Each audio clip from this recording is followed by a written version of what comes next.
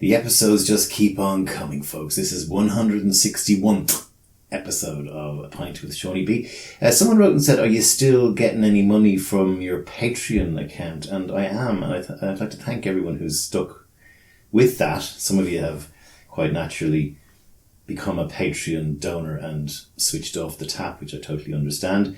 It is still available. Anyone listening who maybe doesn't know we have a Patreon account, because I don't like just constantly flagging it. The podcast does have its own Patreon site, www.patreon.com/Seaniebee. And you can go there and commit to helping the podcast stay on its feet during these unprecedented times. If you enjoy the show, if you like myself and the Don wobbling away and warbling away about the nonsense that we warble away on, a little donation would be much appreciated. Although in these times of tsunami of podcasts everywhere, I realise that everybody is asking for the same thing. Thank you very, very much to those people who have stuck with it and continue to be sponsors of the podcast. This week we are together again, myself and the Don. Hello. Hello. I was just thinking as you were going on about the Patreon thing, and it is a bit like you don't want to go out with the begging bowl, but yeah. I mean, a bit awkward, but any chance, you're going to pay for your content, But I've noticed, especially with Irish content, that I don't listen to a huge amount, but I haven't noticed this with the American ones. It's all kind of like, we have the Patreon, but please, of course, don't ever not listen, because with the Irish ones are like, I notice some of you are like texting in all the time, and yet you're not paying the Patreon. So what we've started doing is we're doing extra episodes for the people who are on the Patreon. So, oh, sorry, I hate that. We're talking about something when you weren't there. So maybe Irish people are more like, here, pay up. Pay the wicker, man. But sorry, my point was, apparently the new thing is if you expect people to pay, you have to have something special so they can go to everybody else and go, you don't get the extra bit, you weren't there. A bit like when you're at a party and everyone's chatting away and they're being polite to you, kind of, but like they're just guffawing away about their time in college, and you're like, oh, yeah. It's like, here's the podcast, and here's the podcast naked. Myself and the Don that only subscribers can get, even though that's our OnlyFans show. That's just, it's just audio. Well, also I made a decision not to do advertising, and I had a few what could best be described as tacit approaches for advertising, of the order of a couple of $100 an episode. And I just went, I'm kind of like, one of the problems with podcasting is it kind of grew out of radio making a bollocks of itself with advertising, where 8 minutes of every hour is some rubbish advertising, plus the sort of hunger that there is out there for long form. Fuck! Leave that in. Leave that in. Okay, I'll stop wobbling about the podcast. That could have taken my eye out. I know. I was sitting there looking to him, will he stop jiggling his fucking leg? So, okay, yeah, anyway, that's the Patreon thing. So we were planning... This is all live on air. What you heard was a cork exploding out of a Prosecco bottle, or champagne bottle. Can't work out which it is. No, it is Prosecco. We didn't need to rat us out about that. This is the podcast on going off the booze for a month. Myself and the Don. Me more probably vociferously than her, but we were going to celebrate with a bottle of Prosecco, which I had standing by, and I'd taken the metal lid off, that I could seamlessly and effortlessly and very suavely, in a very debonair fashion, open the bottle. And then while we were talking bollocks about Patreon, the whole thing just blew off the top. It didn't foam over in a kind of a Formula One motor racing kind of way and smear itself all over myself and the Don's t-shirts, but we will pour it.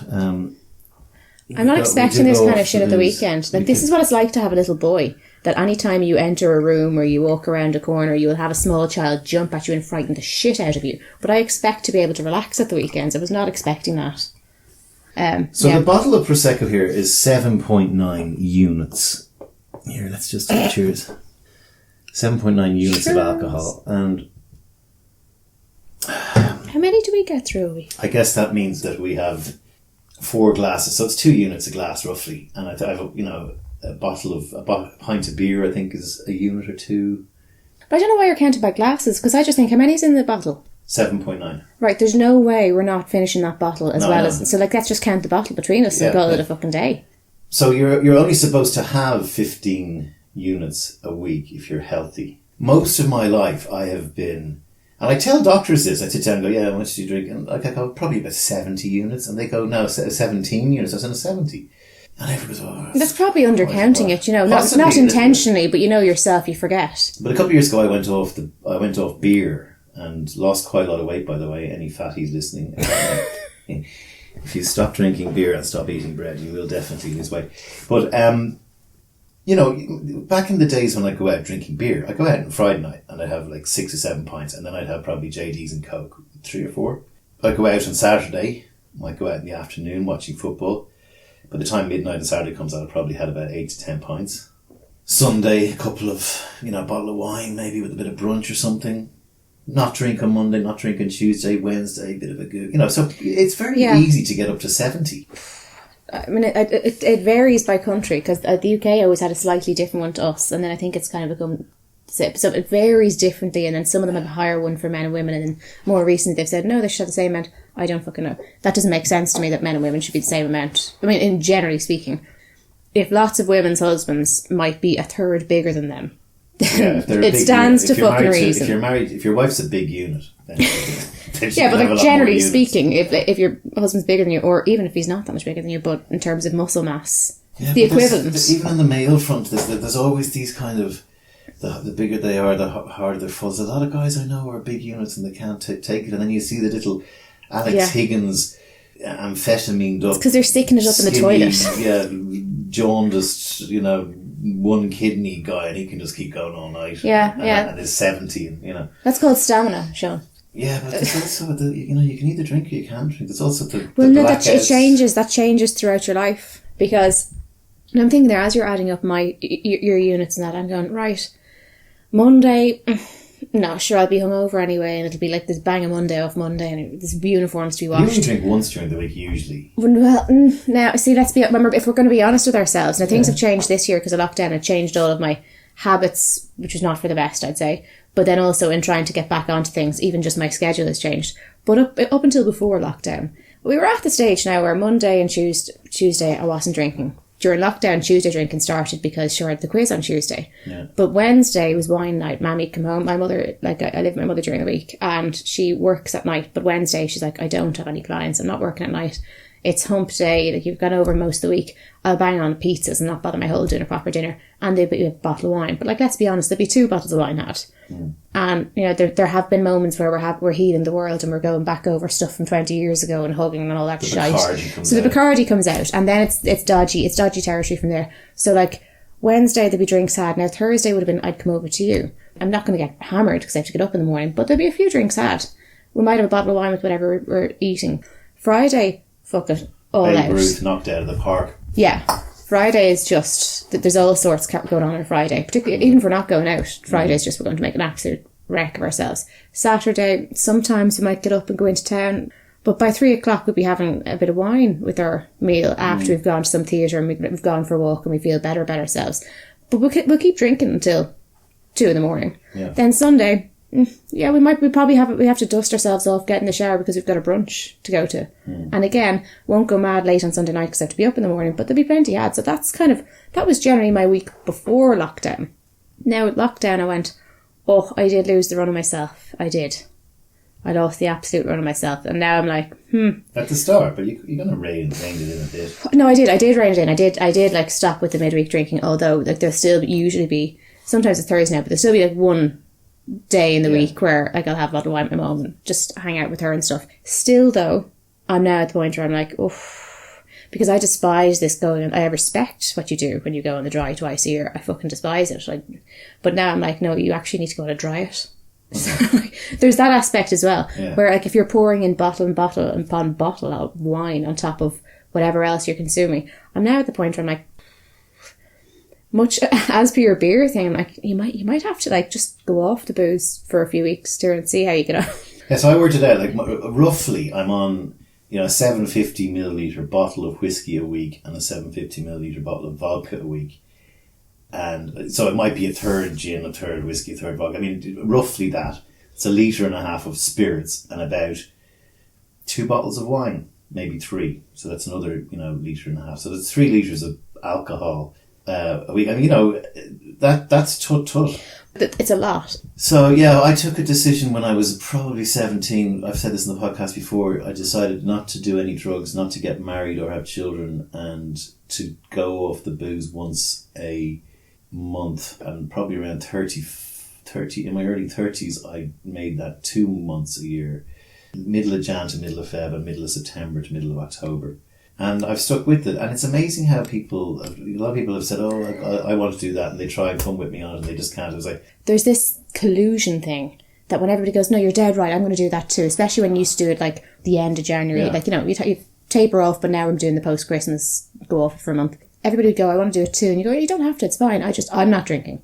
And then, no, we're definitely going to do it too. And then something would come up, but something will always come up. And they go, actually, you have to. You have to. And it's almost like I've invited myself into your thing that you've been doing and I'm going to cheapen it and I expect you to collude with me while I feel better about the fact that I'm now breaking it. If you applied it to a diet, it'd be like, listen, if you want to diet with me, that's fine. But piss off buying me a chipper and trying to make you feel better about it. So anyone who wants to sort of try it, the tips I can give you are what the Don said. First of all, something is always going to come up where you're going to want to drink. You know, your friend has just come out of having his stomach cancer treatment and he's having a celebration, or his liver's been removed and he wants to get back on the sauce as quickly as possible, or a party with free booze, or, you know, a football match that everyone is going to be there. So you have to just go, right, over this month or so, there is going to be something that I'm going to want to drink at. The second tip is to start on a Monday and then commit to 3 weekends and then allow yourself go back after that third weekend on whatever day you choose.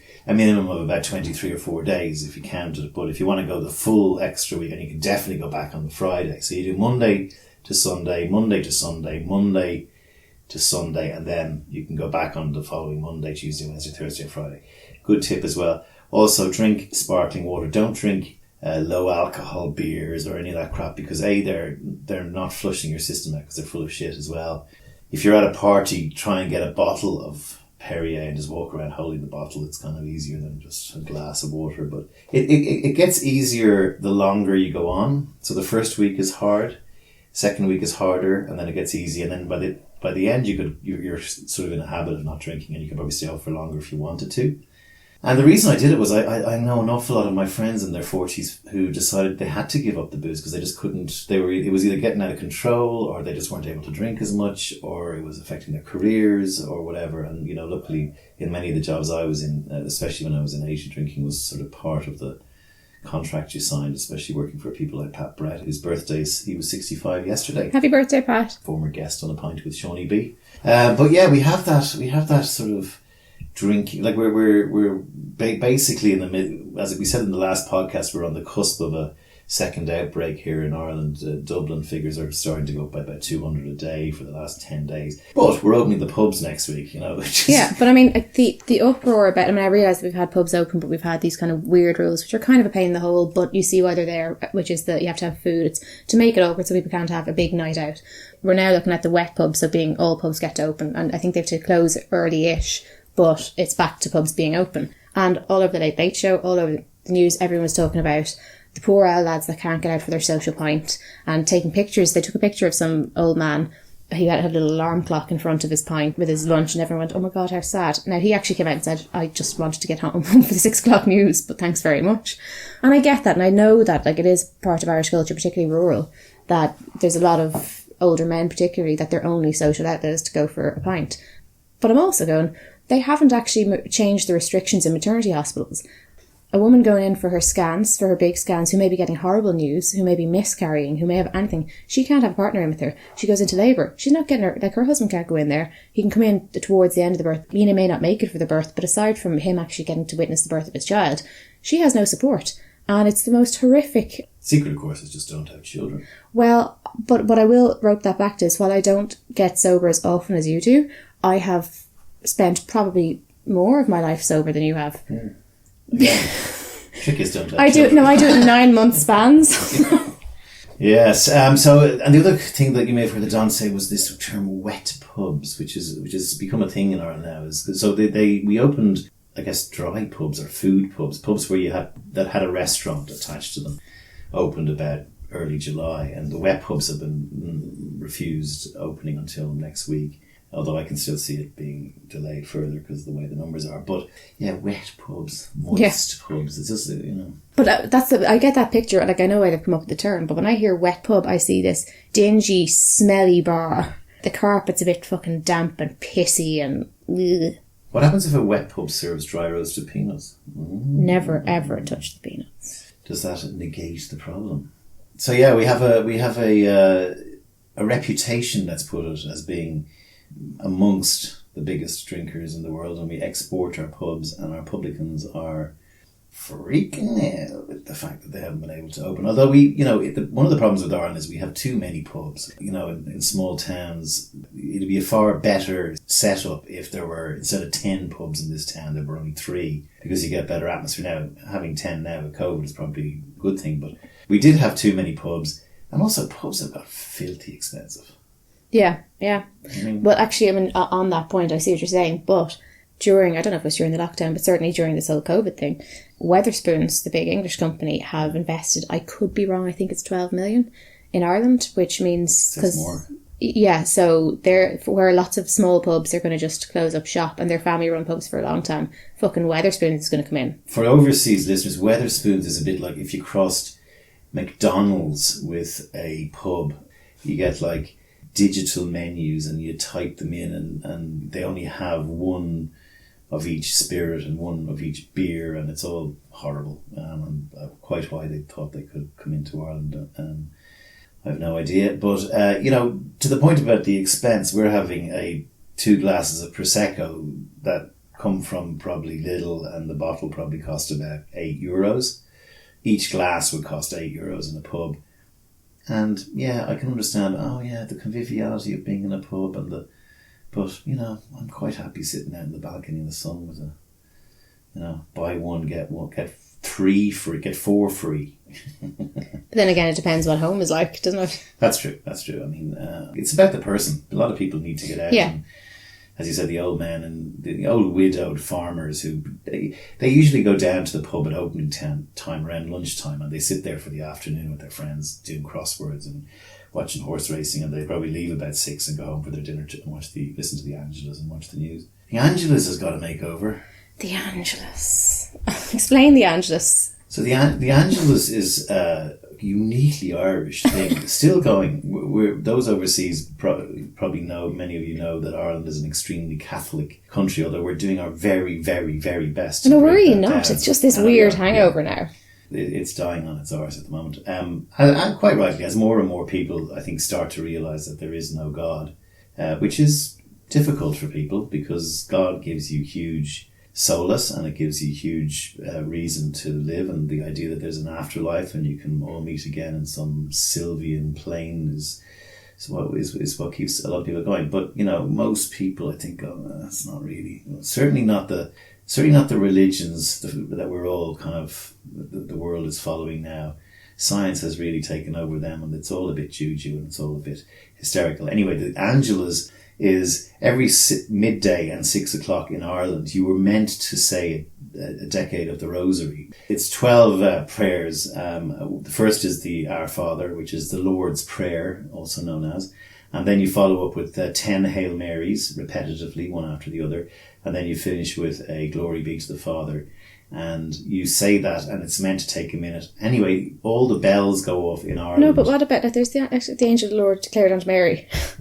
Remember that? And she conceived the Holy Ghost. So what is that? That's the Angelus. Okay, and you're meant to back... Anyway, it's like a fucking Catholic call to prayer, all right? So if you're Islamic listening to this, you have 5 times a day, you've got to go down and face Mecca on your knees and do whatever you do, sing the Quran or whatever, chant it. Catholic Ireland has a sort of a bong, the bells going off. Yeah. So the bells go off at 12 o'clock, bong, and the whole country kind of stops. So all the radio stations, well, not all the radio stations, the main national radio station pauses, as they say, for the Angelus, and you just hear a minute of bells.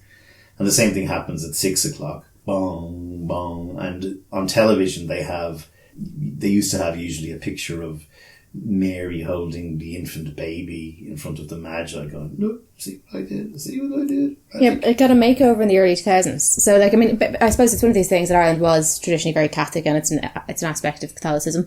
And so we all grew up going to Catholic schools, and your lining up in the schoolyard till you go into your relevant classrooms. The teacher comes in, the school day starts, everyone has to stand up and bless themselves, and you'd have the prayer at the start. And then suddenly it's 12 o'clock and everyone goes, right, the Angelus. But the Angelus at 12 o'clock is different because the principal would get on the intercom, so the entire school would be standing for the Angelus at the same time. And handily, once the Angelus is over, you're just after 12. And in my school, it was 12:30 was lunch. So between 12 and 12:30 was the time you did religion. And then at 12:30, well, you'd have to say a prayer before you eat your lunch as well. And sorry, little break was at 5 to 11, and you'd have to say a prayer before you had your snack as well. And then at the end of the day, before you go home, she'd have to say a prayer before you go home and put the chairs up on the table. So this was just everyone, even if you weren't religious, even if you didn't go to mass every week, this was, like, it's weaved into society. You go home, people have the dinner, whatever, you stick on the news. The news is actually called the 6-1 news because the Angelus is on at 6 o'clock. The news is after that. But it got a facelift in, like, I think it was the early 2000s. And I remember pissing myself laughing watching it. It was kind of, nobody needed the Angelus anymore. And there was talk of, why is that still there? And people were going, because this is Ireland, it's a Catholic country. And so it was uproar, you can't take the Angelus away. So what they tried to do is to make it more secular.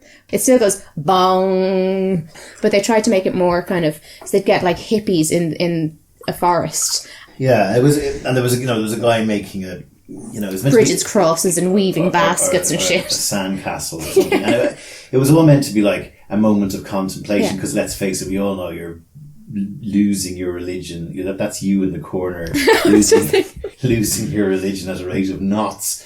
So they're trying to keep it as a moment of contemplation. And now, during lockdown, they have this new Angelus, which is like, they have That's one with CGI on one of them, didn't they? Yeah, they have one with like these little, they look like they're Pokemon, right? There's one like looks like Pokemon. There's another one who, it's a little boy and he's walking through a forest. Bong. And he sees an oak tree and he walks beside the oak tree. Bong. And he bends down and he picks up one of those, what do you call those little whirly oak tree? I don't know what the whirly things are. Yeah. The seeds of the oak tree.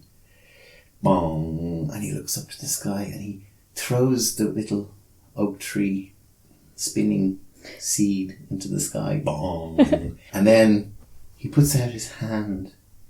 Bong. And the little whirling oak tree seed comes and lands in his hand and close up. Bong. And then you pull back to find that it's the same boy now, all grown up. How profound.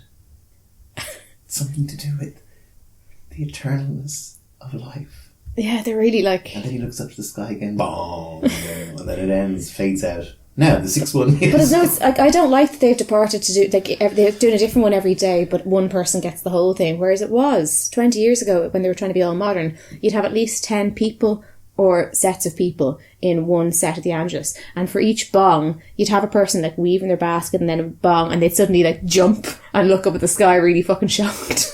So I think they should do a sort of a house music version of the Angelus. So it's like, oosh, oosh, oosh, bong, bong, oosh, oosh, oosh. And just have these kids. You can start it, but like, in the background, the angel of the Lord declared unto Mary, Yeah. Anyone listening who's responsible for the Angelus, there's your next move.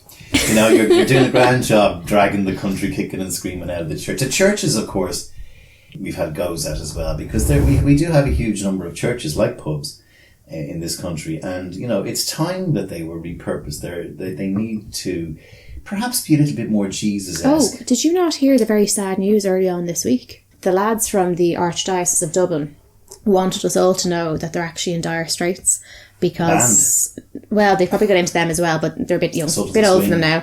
That's my go-to karaoke. Yeah, no, it's times are really tough because the pandemic has, really affected their income. I mean, I read this and I was shocked. I was horrified. I thought of that lovely priest down the road from me and went, no, is he struggling? Oh God, no, couldn't be. That's dreadful. I'm going to run down and piss off. So because they haven't got the two collections in Catholic Mass, you've got the share collection and then you've got the priest's collection, basically. Everybody learned. The priest's whiskey collection. Yeah, so the first collection, the basket goes around. The first collection is for the priests and it's kind of the salaries, it's the diocese money. The second collection is the share collection, and that's where they pay for all the lawyers for the paedophile priests. Yeah. So you'll notice that the share collection they obviously couldn't call it the paedophile yeah, priest the share collection was always the big collection. one, but all of a sudden in the late 90s, you'd hear whispers throughout the church, I'm not, put all your money into the first collection page, I don't pay into the second one, because somehow that's better. But that was a big thing when like the first reports were coming out. Yeah, I mean, when I say repurposing the church, I don't mean, knocking them down wholesale. I mean things like, let's create sections of the big churches where the homeless people, like, what would Jesus do? If we have a big homeless problem, let's create some showers and some little rooms where the homeless can stay till 8 in the morning, 9 in the morning, if they're really stuck. What Jesus would agree to. We talked about religion a lot in this before, so we don't need to go down that rabbit hole. But, we do, even as an atheist, you do need to kind of understand, I think, that you can't just get rid of all religions because they kind of keep the world on a straight and narrow. We have to try and work towards something more humane and more humanity driven. On that front, my local parish church was built just a little bit before I was born. But what they had was, you had the altar, and so the thing was in a shape of a cross. You had the altar and you had the main body of the church, and then you had behind the altar, and then you had each side. But you could divide off the altar and the altar would be gone and nobody could use that, but it was a community centre. And the idea being that you'd have different groups for AA, funny enough, to the topic we're talking about, but that the community would be able to use it. Bit by bit, certain priests came in and just decided to fuck around with it and change it, and it's not even a fancy church now, but literally an awful lot of money was put into that. The community had a huge input into that, and it just got fucked back in their faces. And all of these people were really taking part in the parish, and it had been decided this is how we're going to make sure the families that aren't doing well, we're going to have smaller spaces that we can afford to heat. And on Saturday and Sunday, the room dividers came back and you have a nice big church, but that it would be there for the community and they could see what they could do. And that literally just got fucked back in their faces. Well, I mean, most of the schools in Ireland have a church attached to them. Why are they not repurposing for social distancing? They could put 3 classrooms into a church, Or you could convert churches into pubs. Yeah. Or wine bar. Wine bar. So I was going to say more tapas and wine. Bread and wine bars. Tapas. Crostini. Roman tapas bars. The Body of Christ cocktail. The Bloody Mary. Oh dear. All right. Anyway, we're going to have a crack at going off the booze. So, as I said to the Don today on our walk, if you think about it, Don, it's only one podcast. So you're on the booze this podcast, you'd be off the booze next podcast, and you'd be back on the following one. As ever, the Don is here to unveil number 5 in her top 20 countdown. We got a good response last week to the Irish ventriloquist Saoirse O'Wheel, my father. People found it extremely amusing to listen to me talking to a ventriloquist and his dummy on an audio podcast. Anyway, she's here today. As ever, she gives me 3 clues to see if I can recognise who it was I was talking to over the past 4, nearly 5 years now. Okay, first one is a quote. Everybody has that emptiness. Everybody has feelings of negativity, but not everybody makes that jump to there's something not right, there's something that's not working, and then dealing with that. I'm sensing that you're leaning into today's theme of drinking. I'm going to go with Craig. Yes. Oh, is that the first time I've got it right first off? I think that's the first time you got on the first go. Okay, Craig Smith. If I was doing a top 20, this would be in my top 5. I think it was early enough in the series when I wasn't sure how long it was going to last, and it was around the time when I was talking to a lot more advertising people than I ended up talking to because I wanted to widen the aperture. Craig Smith is a guy from Sheffield who would have been considered one of the great art directors of the 90s and 2000s, and indeed today still working away with. And Craig got into a big hole. He got into a big alcohol and drug related hole, primarily in Hong Kong, but also in Singapore, and it kept with him when he went to America. And he's struggled for, I guess, the best part of 2 decades. Very open guy, very friendly, very caring and kind man who, as you'd say, the drink just didn't suit him, or the drugs just didn't suit him, or whatever else. I mean, I had some scary-ish moments with him when I was very worried about him, as did many of his friends, and he wasn't a bad way. But it is a redemption story. He's extraordinarily honest in this podcast. He brings everything to the table. If any of you who are listening have kind of tapped into this podcast, it's interesting. There's been a few people who've had addiction problems, and those podcasts tend to attract an awful lot of people because there's a lot of people online searching for answers. And Craig kind of, I think, instinctively understood that, and I was astonished at how open and candid he was. And he said that his goal in life is to, maybe if one person if he helps one person with his honesty, because so much of it's buried, right? So much of it's hidden. Joking aside, we do mess, and even today we've kind of messed, and we make light of it, and that's okay. But there is a conversation to be had about our relationship with alcohol or drugs or whatever substances. And I would have a particularly addictive personality. I tend to be called a cross addict, as in, if I give up one thing, it'll turn on to the other. For me, I just kind of have to manage and year by year take inventory and decide, this isn't working, you need to get your shit together. So I don't proclaim to know everything, but I do know that there's kind of a narrative out there of people who are rural alcoholics, people who are drinking away and isn't it great fun and gin o'clock and all that kind of thing. And then there's the full-on redemption story, how I got sober and how you should too. And what I found really interesting about Craig's conversation is, obviously he was extremely generous with how he shared his own journey, and not just his own journey in terms of the steps and all that kind of crap, but like his own personal stuff. Yeah, sometimes there's a line in the sand, but I think most of us we lose the run of ourselves, and we have to kind of watch, how am I treating myself? Is something becoming a problem for me? If it is, what do I need to do about that? And I found it a really, really helpful one. It was less preachy. I think there was a lot that was interesting, and there's a lot that he would say himself, look, this is for me personally, I've gotten to know myself, and this is what is going on for me, and this is what I need to look at. But I found that much more interesting, so that you don't have to be someone who's going to say, yeah, I'm in big trouble, but you might go, now he's got something there that I could possibly have a look at. I could probably do with having a look at that, checking in with myself. So I found it really, his integrity, integrity impresses me. He was extremely generous with his own personal stuff. But there's something there for an awful lot of people that he's a bit of wisdom there that we could, I think most of us, if we're honest, whether it be food, drugs, whatever, most of us probably need to rein it in on some stuff. And he's got some really interesting points on that. So we were two people who, when we went out drinking together, we used to just have great chemistry. Yeah. We were big drinkers, and we could drink all night, and we'd keep going, and we wanted to party and have fun and laugh and all that sort of stuff. And then there was that bit, and I mean, I've had this, there's other friends of mine like Shane, people have gone, if you go off the booze for a month, and you go out with your friends, you will notice how fucking boring and inane and asinine your friends are when they're drunk. Okay, it's okay for 8 people to get drunk together and you're all sparky, but if you're the sober person, the conversations start repeating, they're not that funny, people are getting messy.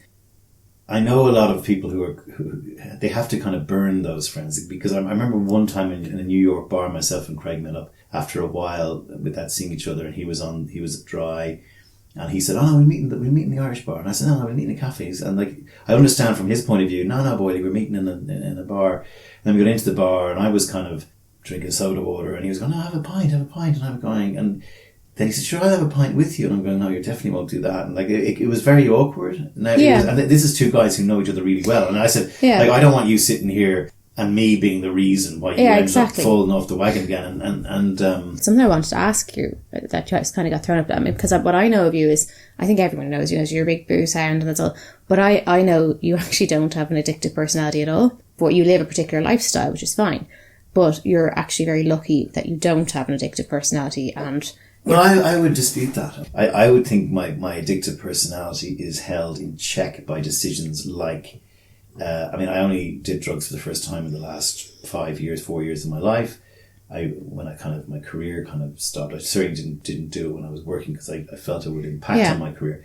But when I did, I went, thank God I didn't do that when I was 17, 18, 19, 20, 21. Yeah, but obviously, like, you and I know each other really well. My boozing is also held in check by those 2 months.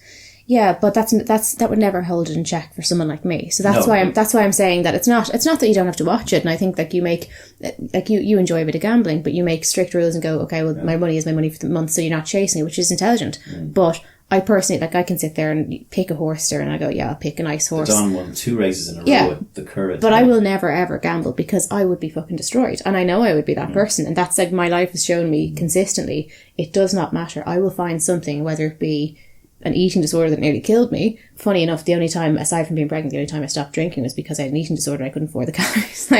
But then I nearly killed myself with that. So I'm aware that that's in me. But I'd say even when you're kind of being a glutton and saying, right, let's get hammered, and even at that, you're in much more control than I am. I think there have been times this year when I've kind of looked at things and gone, this isn't great, bit concerned about myself now. And if I hadn't the experience I had of all the other things, I'd go, alcohol's a problem, I need to not be a drinker, I'm an alcoholic. I do honestly think I've been around the track enough to know this is an innate problem with me and it will apply to each thing. But there have been moments, particularly with lockdown and how things slip, where I've gone, this is a worry now. Starting to worry, this is not good. And like I'm a happy drunk. I don't tend to be difficult, thank God. But like I don't have the same control. Yeah.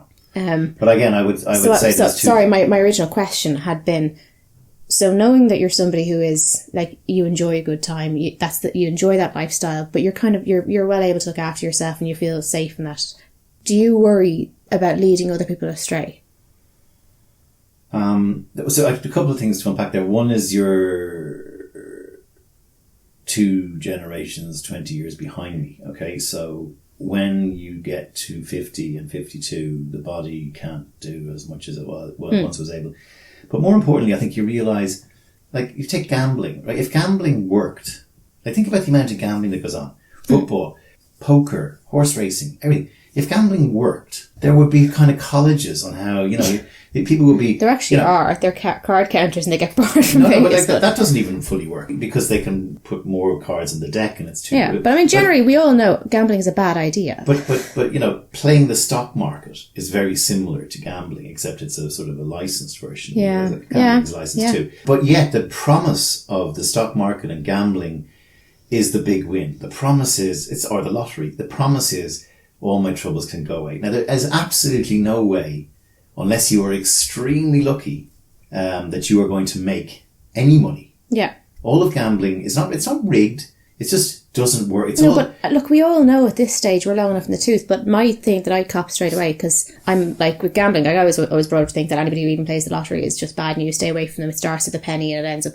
But then I saw you gamble quite a bit. But I noticed straight away you have this thing, and I figured this is kind of like how other people pay for the gym or whatever hobby. Or if I, like, I'm a girl, if I don't actually, but if I did go and get my nails done every month and my hair dyed, this is your thing. You have a certain amount that you pay each month and you're willing to lose it. You expect to lose it. Great if you get it back, you get a bonus. But it's a hobby because you enjoy watching sports. Because, most of the people who emerge from gyms after 2 months membership don't end up coming out looking like chiseled, but you go into it planning to spend that money. Adonises. You're spending the money on the entertainment you're going to get from it. So it's entertainment. Then let's just move on to drinking. Drinking is entertainment too. Drinking can get similarly out of control where it becomes something else, and that's when it starts getting sinister.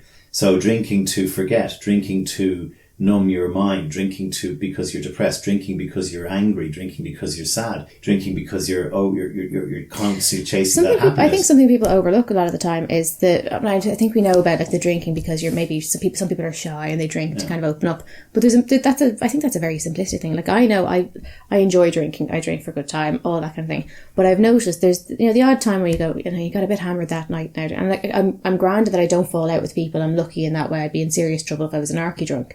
But there's the time when I go, Jesus, I got a bit too pissed there. And I noticed they're always the nights when I felt deeply uncomfortable with people. And rather than, like, I don't want to fall out with someone, but when I find somebody won't back off, or when I find when I find myself really attacked and feeling unsafe, I tend to drink faster. And what happens because I have autism, so one of my features is that I tend to talk really fast and I have to talk slower. But when I feel this podcast is slowed down by no, I consciously do it. But when I feel attacked, even particularly if it's someone who I don't feel dislikes me and I don't want to fall out with them, but I feel I need them to back off. Some people are a bit much for me in that way. And when I feel corrected or attacked or in some way unsafe, I tend to drink faster. I notice I'm getting pissed. And what happens is I then lose the ability to slow down my speech or to calm down and kind of go, people can't understand what you're going on about. Like, let's keep this simple. They don't live in your head. So it all turns into gobbledygook. But it's actually not gobbledygook. I know exactly what I'm talking about. It's quite clear. And I throw in the odd phrase, and the people around the table who are pretending to be clever hear that there's something there and they're just not grasping it all. And I particularly realised that from going off the drink and going back on it, that I miss that when I can't drink, that it's a shield. That basically people back off without me having to fight with them. They back off and go, I actually don't get her. I've been with you. They back off thinking you're a bit of a fucking idiot. Which is what I want. I know. But that's what I want. I know, but that's... Because what I want is to not have to fight with someone. That kind of ruins the night for everyone. I know, but the thing is, I want to cry. A lot of the time, I want to cry and I don't want to fight with someone, but I desperately want them to piss off. And when I kind of lose the inhibition to be able to mask and to be normal, suddenly they just back off and they go, I don't get her at all. And that's exactly what I want, but there's no fight. Anyway, to answer your question, do I lead people astray? I think when we first met 4 years ago, you came at me with, I can drink just as much as you, and we've now had to tone that back because it was getting a bit out of control, and you now take I used to be a lot different with my drinking. I mean, I think the one thing overriding your question across whatever vice, including religion, by the way, you want to try and level at it is being self-aware of when you need to, as you say, rein yourself in, and also not using the thing. You know, if 3 horses come in second, and I'm so close and they're all beaten, and then I go, okay, I'm going to put 100 on this one. That's when it falls out of control. Or I'm going to have this whole bottle of whiskey tonight because I'm sad because my boyfriend left me. Yeah, I mean, like on the gambling thing, at that point you go, look, there's nothing wrong with putting a few quid on a horse, but you're not someone who can do it. It doesn't suit you, so maybe you just need to not do it. And so to your gym membership point, I do gamble 50 quid a week, roughly. And but you've chosen to spend that and you wear that. And I have been in the red because I've started keeping a record of it. So I've been in the red for the last 4 years. I have never finished a year in profit, okay? Yeah. So you then look at it over 4 years and you go, all right, so this is not a way of making money. This is a way of enjoying particularly when I was in America, I can't stand basketball or baseball, and there'd be a baseball game on, I'd be watching that. But if I have a fiver on one of the teams, it makes it far more interesting, right? But the other side to that is I am quite conscious now of people, because I've noticed that when a lot of my friends who are married, and I'm not married, and we don't live together, but they use me as a reason to get out. Yeah. And also, when they get out, they're not conditioned, right? Good time, Shawnee. They're coming out at 50 thinking they're 25 again. They're probably coming out of a marriage of 25 years going, I wouldn't mind being able to show off my dance moves. You know what I mean? Yeah, you're a good time, Shawnee, and you have to babysit them. They do. You end up babysitting, and many of them will come out, we'll usually go for dinner or lunch, and we'll be drinking wine, and they'll be going, oh, great to see you. And by the end of dinner, they're absolutely toast. And by 2 hours into the next pub, they're fucking falling down, drunk, possibly getting sick in the toilet and pulling their pants up and putting them on a bus home or a taxi. So I do look out for those people because... Yeah, I mean, there's been 1 or 2 times that I've been so drunk I've been collapsing, but I'm not vomiting, or I'm not lying under a tree. No, a handful of times have you been like that you needed minding. Yeah, I collapse on the bed when I get home, but I'm staggering home. Yeah, yeah. But handful of times I was like minding. So again, you go, what do I like about drinking?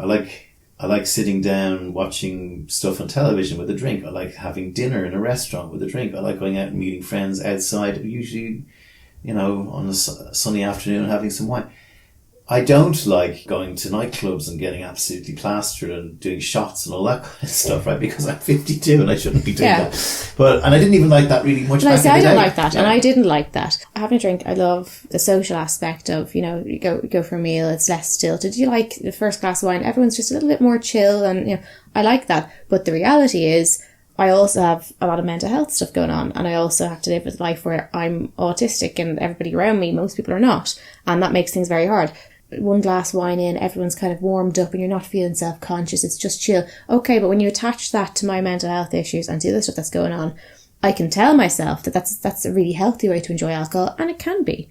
But there's a continuum where you go, how badly are you actually struggling in your life, and how much have you been in a very dark place today, and now suddenly you don't have to deal with that because you're just chill, but it's there. For someone like me, there's no clear line except to do the inventory and to kind of go, I'm doing okay, maybe rein it in, or sometimes kind of going, I'm really a bit concerned with how things have gone the past couple of weeks. I need to do something about that. Or I'm doing great and I'm going to keep doing what I'm doing because it's working for me, and I feel like that's a happy, healthy balance.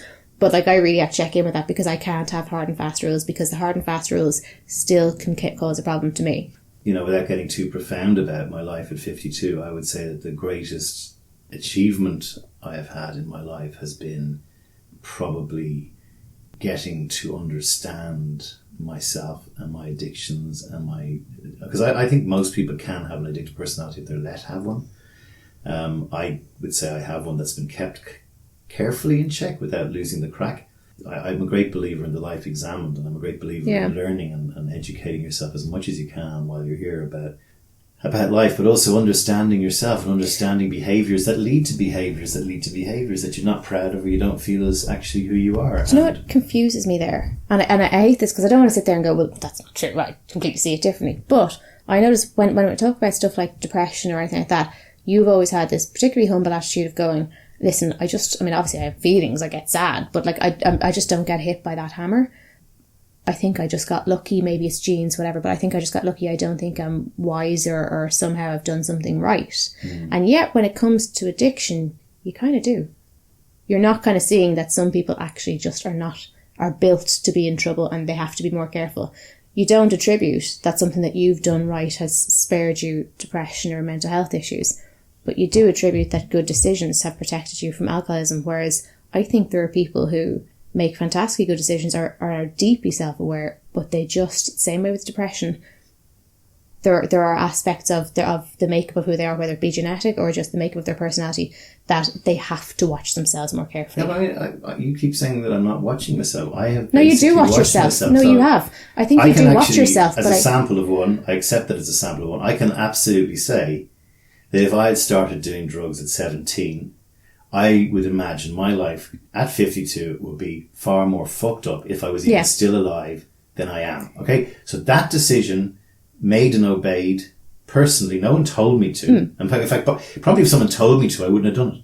Yeah. I came up to it myself. I don't know how that 17. No, but I consistently see little choices you make. You're aware of the lifestyle you lead, but you make little choices just to keep an eye on things, and they're really wise and they're good. And I consistently see those. But I also think, even if you did that, if you were a different personality, you'd still be fucked. Well, I mean, now we're down a rabbit hole of personalities and you know, nature versus nurture. But I think my personality is such that it has been wrangled. Yes. From an early age, which means you can wrangle personalities. But that's how come you've been able to wrangle yours and not everybody can? Well, because I think part of the personality is willpower, and part of the personality is intelligence, and part of the personality is an understanding. So there maybe you go. So if it's something like willpower, so you could have somebody who's deeply self-aware and is particularly careful about making wise choices, and you know, have another drink. But like particularly self-aware and I mean, like, Jesus, me for example, right? I do make shitty choices at times, but I'm well able to know, here's what I need to do, here's what I can't do. And sometimes I'll struggle with something, you go, what about that? And I go, no, can't do that, that's not going to work, and here, I know why. So I'm self-aware. However, when it comes down to something like willpower, now I have fantastic willpower, but the only way I can have decent willpower is by going into a very, very, very negative place. So the problem with me with willpower is that kicks off something much more dangerous in my head. Mm-hmm. Long story short, the point is you can have somebody who has the very same commitment to making good choices and really thinks about it and watches himself, but it won't work out for them like it does for you, because maybe there's just something that doesn't fit the same way in their brain. I'm never the guy who goes, do what I did. No, I know, okay? You're not preachy. So, because I understand that doesn't work. So that's your point. It's still but it's still a useful thing to say, while acknowledging for some people it's just never going to work that easily. I've known men in my 40s who I've been friends with, who I've had to really, you know, I've had to take credit cards off them for fear that they might harm themselves with drugs or whatever, okay? And they're 40 and they're smart and they know exactly. So the most important thing, just to get back to, is that all of these things, I know friends who've gone into absolute desperate gambling debt, stealing from family accounts and all that kind of mess, right? So all of these vices, you know, are vices for a reason. Eating, everything, like they're vices for a reason. Yeah. And a lot of it is greed and desire based. Yeah. So checking your greed and desire. greed for happiness, greed for numbness, greed for not having to worry about things. The human condition in first world countries is about understanding what sort of a person you are and what can I do or what can't I do, or what if I start doing that as it start getting a bit out of hand, right? So I see it, and I know, and I'm not the expert, and I know everyone's got their own model on it, but I see it as kind of a two-pronged thing. So anyone who's dealt with serious addiction issues will know that there's the cause, like the actual what's wrong, what part needs to be healed, because it's coming from something. We don't suddenly act like this. What is broken in you that this, because every behaviour serves a purpose. I strongly believe that, and I've had some terrible behaviours that have been really damaging to me, but I always kind of went, at a certain point I went, that thing that I was doing, no matter how bad it was, no matter how badly I hurt myself, that served a purpose because it was the best I could do at staying alive at the time. It no longer serves me and it hurts me, and I don't want to be doing that. But I don't want to feel shame about having hurt myself with a substance or physically hurt myself, because that was my best attempt at getting by at the time, and I no longer am there. Like every addiction or vice is there because there's a deep hurt there. There's something that's not okay with you, and this is what you're trying to manage. And that's one side of it. But the other prong is, but there's also the tips and tricks as to the practical side. If you apply it in a simple thing that I think most people struggle a little bit with food, and you go, okay, an awful lot of people will comfort eat. What's down there? They might be lonely, they might be bored, they might be low self-esteem. It's easy to laugh off that people are being, greedy. But an awful lot of people will struggle with a bit of comfort eating. Now, there's also the practical side about how can I best get on. I know that I have this attachment to food. Maybe it makes me feel safe. Maybe I get a bit lonely and bored. So I know why. There's something deep down I need to deal with myself. I know why I eat. But I also need to go with the practical approach of, how can I keep on top of this so that it doesn't get to be really out of hand? How can I rein it in a bit? It's two-pronged if you've got a particular vice or substance issue, that there's the practical side, which I think you're really good at going, I need to go off the drink twice a year. I need to have a rule when it comes to gambling. This is what you have. And that's because otherwise it's common sense. You lose the run of yourself. But there's also the other piece of figuring out what's wrong with me. We always think that when we figure that out, that there's suddenly going to be a game show thing where the confetti will come down and your life's going to change. You figure it out, it doesn't magic it better. And you don't really quite know where to go from there. But there's a two-pronged thing of, number one, I know this about myself. I know I'm a bit moreish. I know I can be in trouble. So I have to implement these little rules and these habits because on a practical level, they're a good idea for me. They'll help keep me on the straight and narrow, but I also need to pay attention to, but I've got this other stuff under the surface going on, and that's the catalyst, so I need to keep an eye on that as well.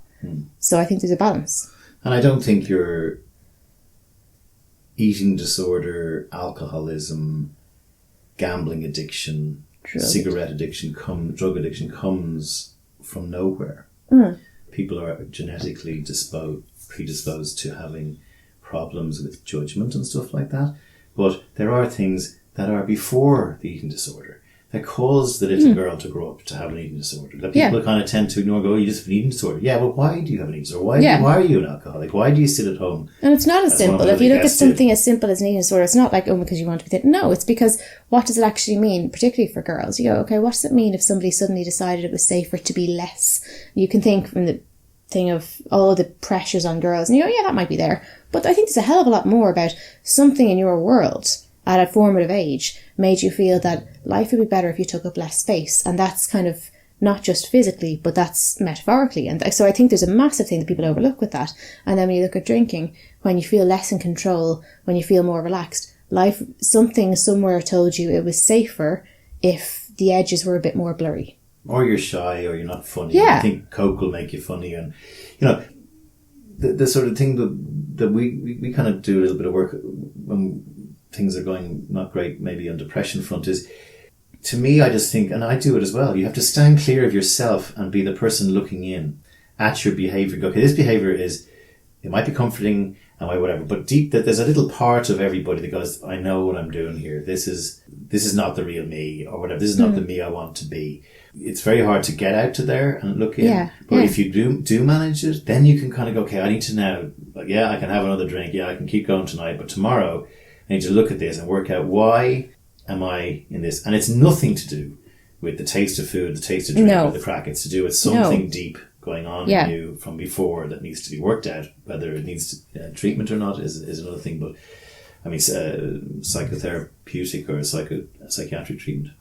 And the other thing I'd just say, just maybe to finish, is that whatever that thing is that you need to work on or you need to stand clear of and go, maybe the drink doesn't suit me, maybe the drink makes things worse, maybe the drink doesn't help. Your troubles do dissipate. Yeah. You're in the moment. You don't have to worry about the things that are troubling you. So that's the reason it exists as a vice.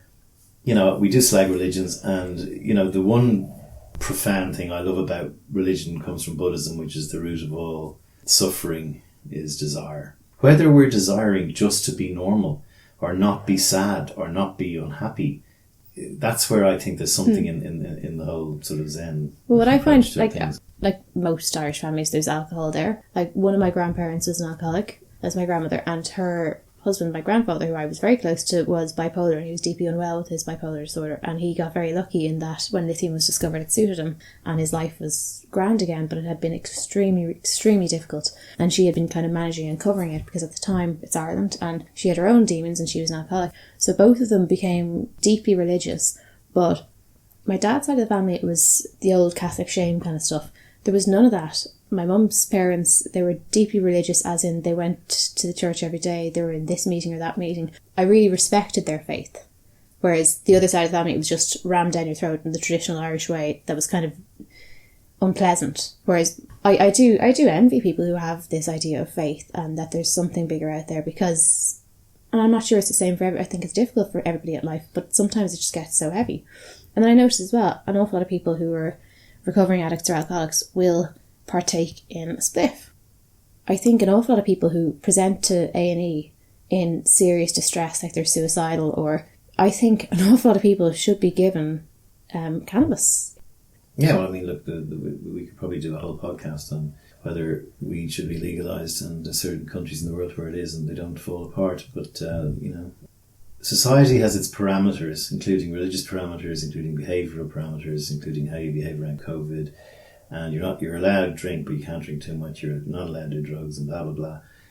I suppose the point we're making here is that everyone's different and people have different problems in their lives. Some people have less, some people have more, some people have ones they can't explain, some people have ones they do. And there are societal things that allow us to get relief from these ailments that we have, mental ailments primarily. And sometimes it can get out of hand. And I think this is a good time to maybe introduce. Do you want to say anything else? Or? Yeah, no, so usually we get to the end and we introduce the guest, and we've kind of gone on a tangent, but I think we didn't really go where we needed to go at first, and now we kind of have, probably because we talked about... Probably because we had a couple of drinks. We'd had those anyway. No, but probably because we talked about Craig Smith, and then suddenly we probably dropped the shit and said, okay, we're actually going to talk about the real conversation here. So that kind of goes to show why his podcast was important, and his integrity. I go back to integrity and honesty, and I think if there were more honesty, then vices wouldn't be hidden and there'd be more compassion, and we might be able to sometimes lean on a vice but learn how to come out of it. Even with us, we've had a better conversation. We could have sat there and had a giggle like we did and not go anywhere deep. But we as soon as we talked about Craig, it kind of called us on our shit, didn't it? It did. Craig Smith is a guy who is a very lovable, very kind guy, a great friend, who I still am very proud to call a friend. This is a fabulous interview for anyone with any interest in addiction. Without further ado, I give you Craig Smith. I'm here with a very good friend of mine who I've known for 10, 15 years. He is an absolute character, a man who's marched to his own drum, and he's here today to talk about his life, and he never is shy of his story. Craig Smith, welcome to the podcast, Craig. Thank you, Seaniebee. Pleasure to be here, sharing a pint of water with you. We're having a pint of water. Craig will explain why he's having a pint of water later, I hope, but I'm off the booze for January, and so we're sitting in a rather forlorn basement, the only two people in it. It was funny, I had a friend that used to stop for 3 months of the year, and I never really understood it at the time, but I do now. So hats off to the... We met in Singapore, and one of the first things I remember about you was you told me that you nearly became a professional footballer. I did, yeah. Yeah, I was playing with Sheffield United for the longest time, and I think the time came where you get told whether you've been taken on as a professional. Dave Bassett, I think it was, said to me, Craig, he says, you've got the heart, but you haven't got the technical ability. And at the time, I didn't really sink in what that meant, but I completely understand it now. It was the first time I actually had to come to terms with failure. That took me about 3 days to get out of my bedroom. I've written a piece in a play I wrote, which is what happens to the kid whose dreams are shattered when he's 12 and no one recognises it. Yeah. You know, it's pulled from you. You can't go on about it because it's pulled from everyone. Yeah. But it is a dream, and it is failure. Yeah, and it is for reasons that you kind of can come to terms with. You know from the 12 guys around you that you're not in the top 3 or 4. Yeah, there's a point at which you actually realise that you're in touch with the sense of who you are, and that's okay, and it doesn't matter where you fit in the pecking order. Or you're one of those people that feels very conscious of what everybody else is doing, and as a result, that it becomes the philosophy which you live your life by, which is always competing. You find a person that you aspire to, and you go after that. That was my mission, to be better than this person. In the north of England, we were either workers or miners, or we went to fight. There's always been this class struggle with the north of England and the south of England, and I feel like I grew up knowing my place. I actually did quite well at school. Right. My dad got 6 O-levels, and he said, I'll give you £10 for every one you get beyond me. So it wasn't very generous. It wasn't, no, because I got 7, so I got a tenner out of it. But the funny thing was that he wanted me to apply that and use it. So I went to study architecture. Did you finish a degree in architecture? No. I flunked, and I actually applied for the Marines. Wow, I never knew that. And at the same time as applying for the Marines, I applied for art Why school. did you apply for the Marines? What I got from sport was a camaraderie. I felt like there was a place that I fit in. And I anything physical, I excel at. Anything about leading a group, a team, like going into battle. Did you fight a lot when you were a kid? I think, yeah. I wasn't a fighter. I guess I was like a mother hen. And so you had a gang. I had I grew up. My dad was in hospital for I guess this is a big part of my life. My dad had contracted a strange disease, virus called Guillain-Barre Syndrome. Haven't heard of it. At the time, I think there was only 17 people diagnosed with it. I didn't see my dad at home for maybe a year. Was it autoimmune problem? It was, and basically it's he was walking on crutches, and then within a week he was on intensive care on full life support. The only thing he could actually use was his eyes, but it felt like a lifetime. And growing up at that time, like I grew up with my mum and my sister, and I think that formative time when you needed a dad around, my dad was fighting for his own life.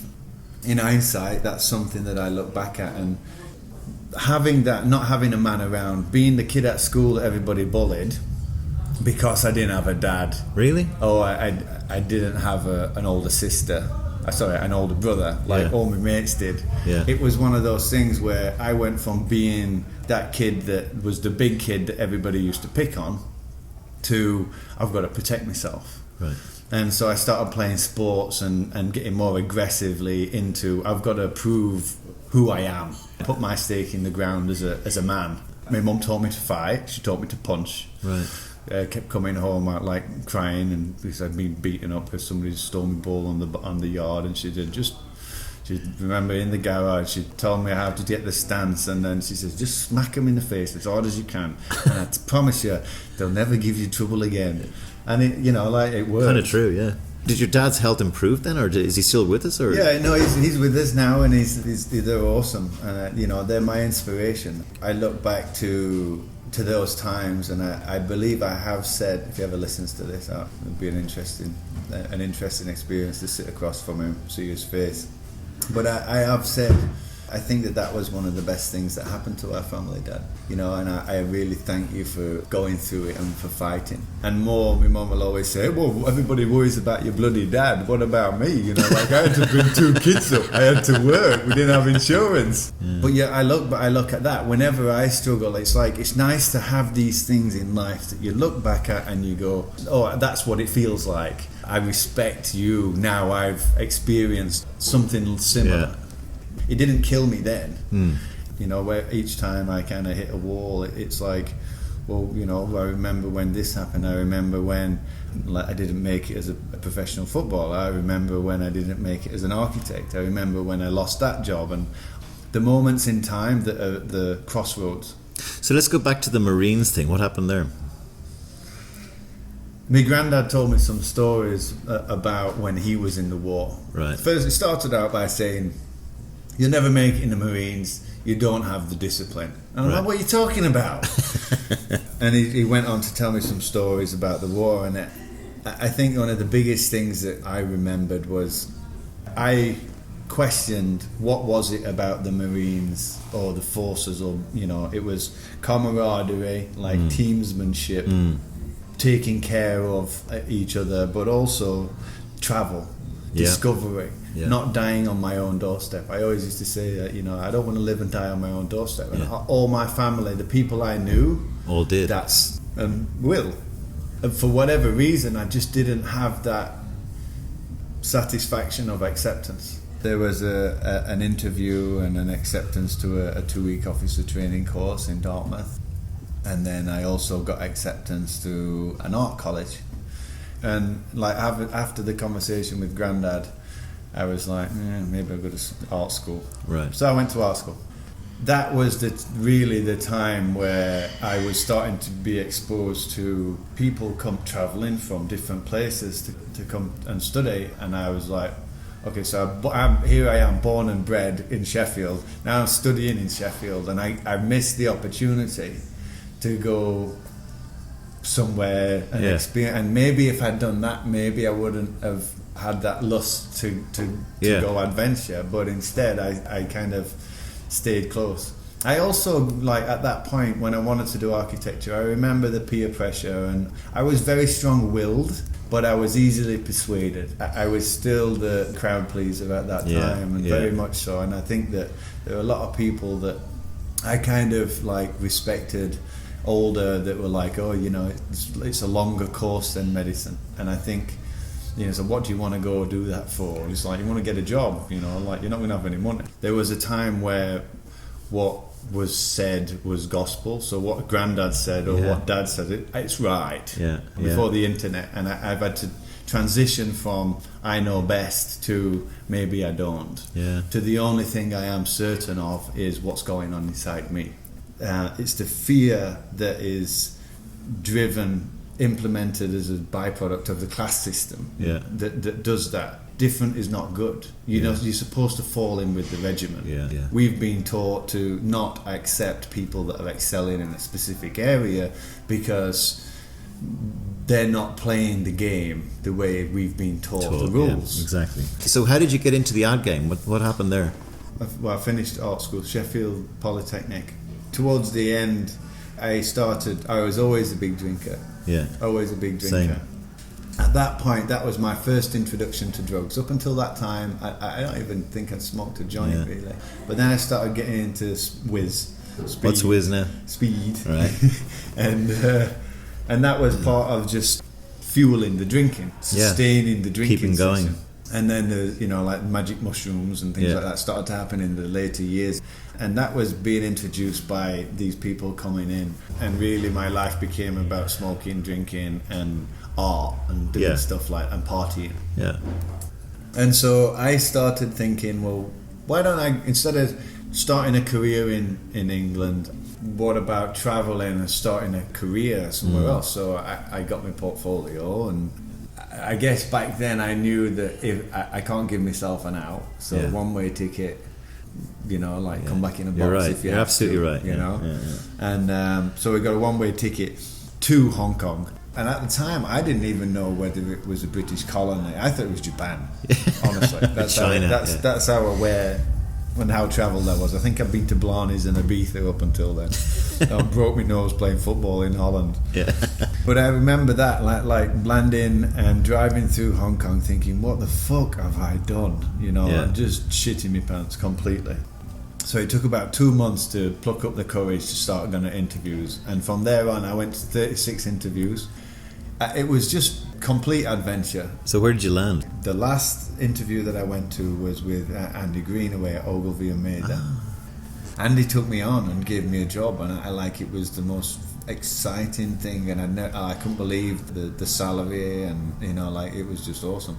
Well, he's a great guy, Andy, because he's got a wisdom and a calmness about him, and he's got great empathy. He understands how to handle different people, and He's a good gardener. Those of you who want to know who we're talking about can go back to episode 2 of A Pint with Seaniebee, where Andy Greenaway tells all these stories. But anyway, so what happened to you then?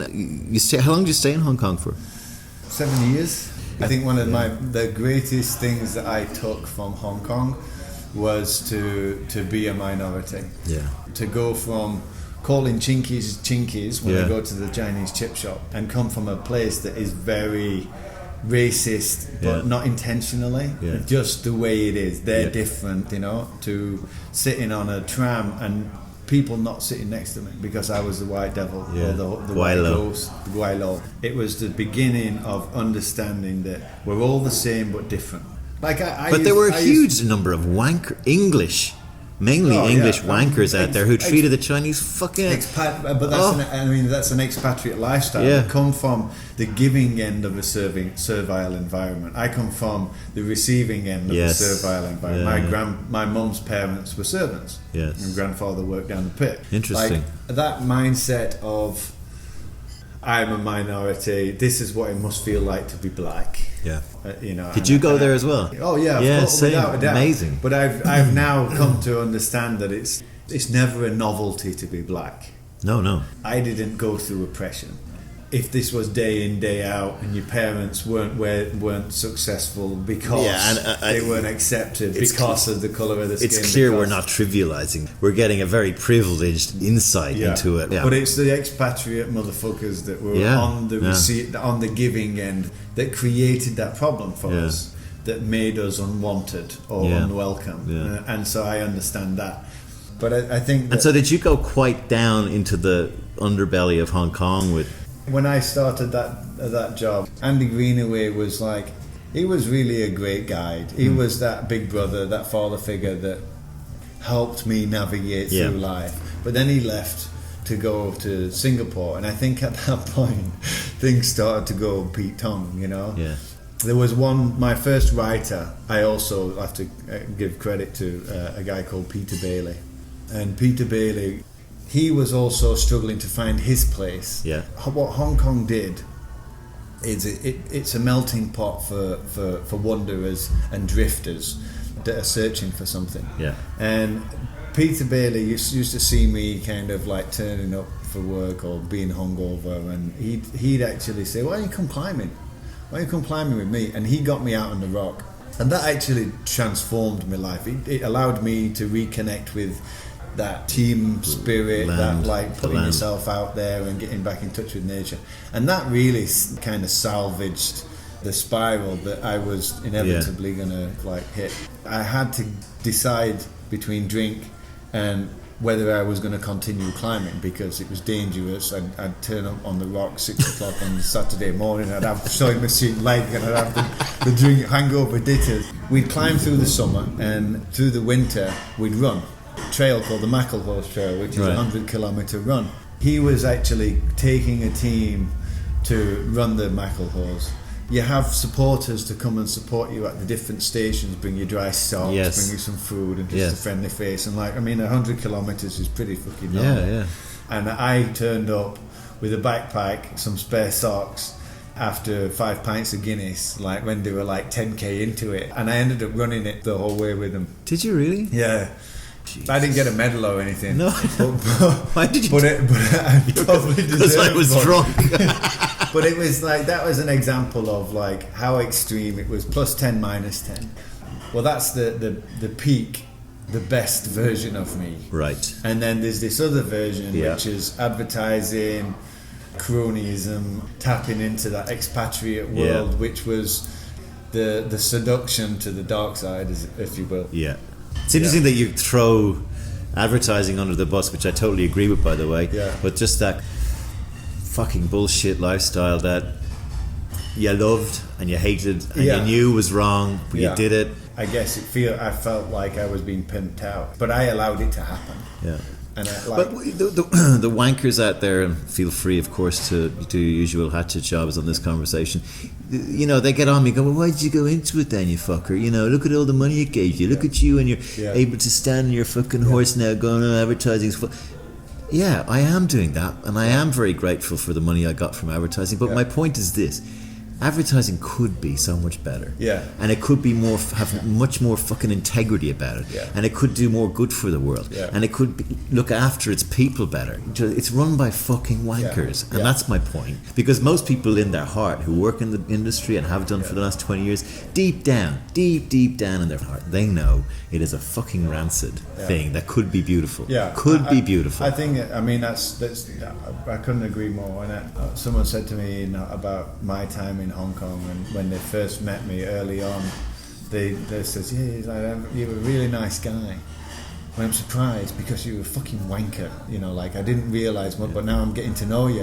You know, and I think that was the first time where I realised that advertising, if you're not careful, will create a facade. Because what we do as advertisers is we create facades.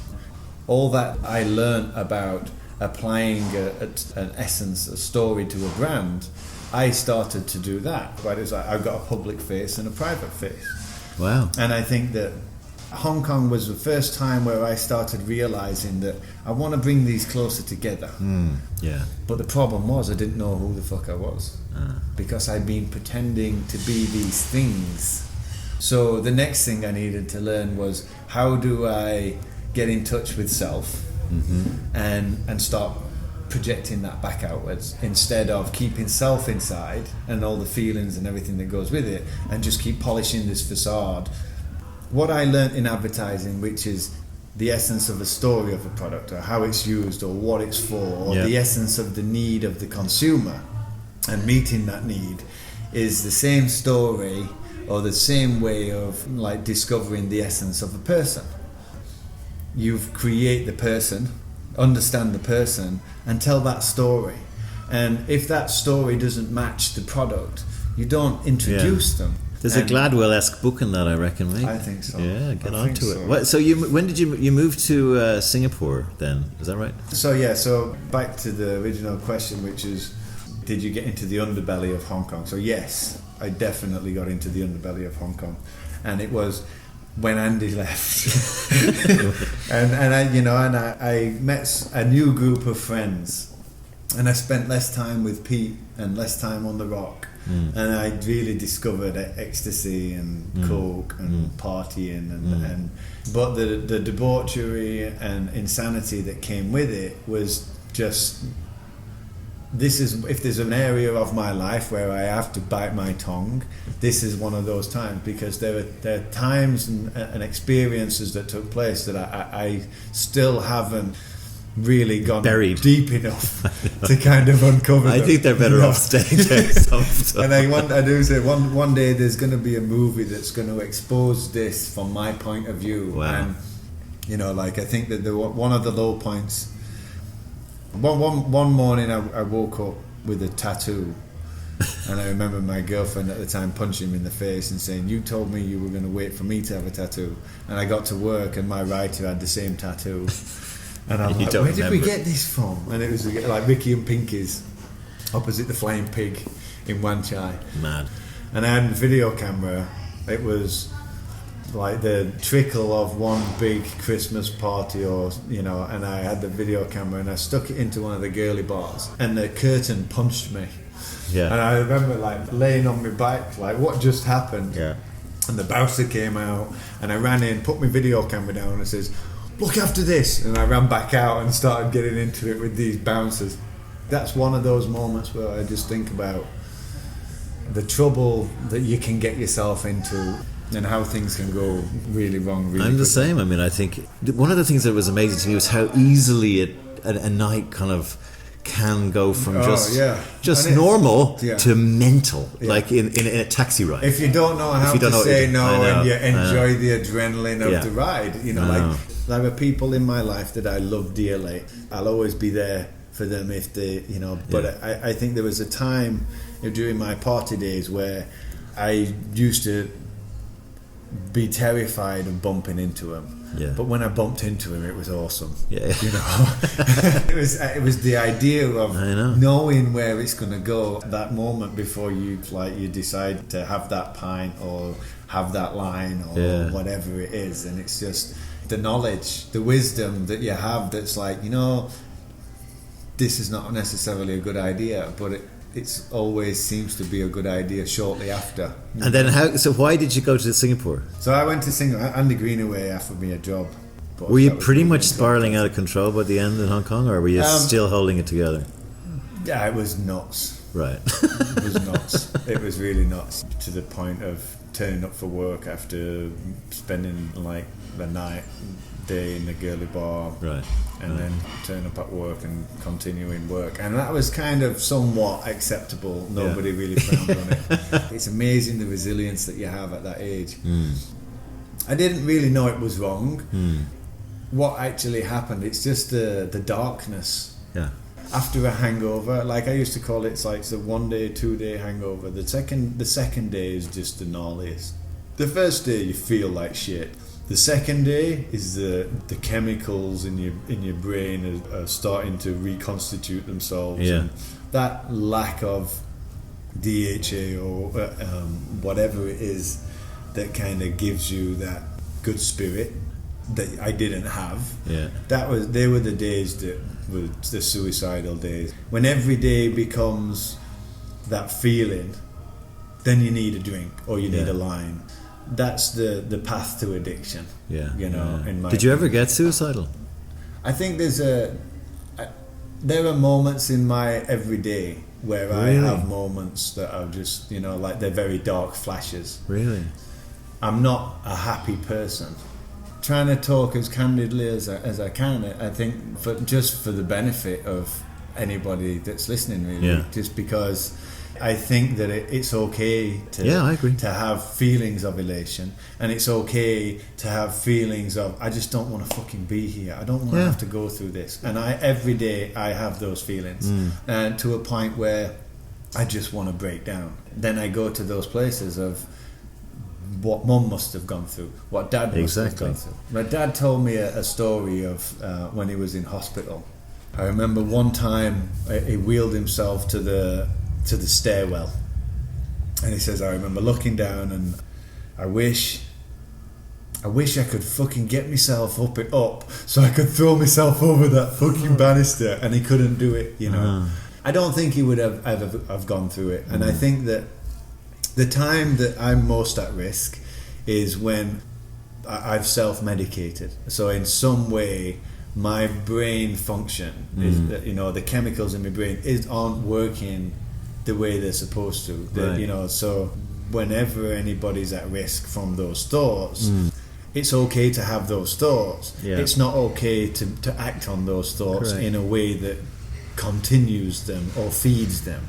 I think the way to deal with those feelings of depression or of suicide or of darkness is to play with them and to make them your friend, like they take the bull by the horns kind of idea. So the black dog, accepting that every part of what goes on inside of you and trying to give that compassion is the first path to understanding. Until you can do that, it becomes like an area, like you don't visit that place, you just push them into a box and you keep stuffing in it. If you don't acknowledge those feelings and thoughts and impulses, then eventually they gang up when you do inebriate yourself, that's when that box explodes, and you either don't come home for a week, or you don't come home at all, or you don't come home at all. And I think that's the difference between where I came from and what happens now.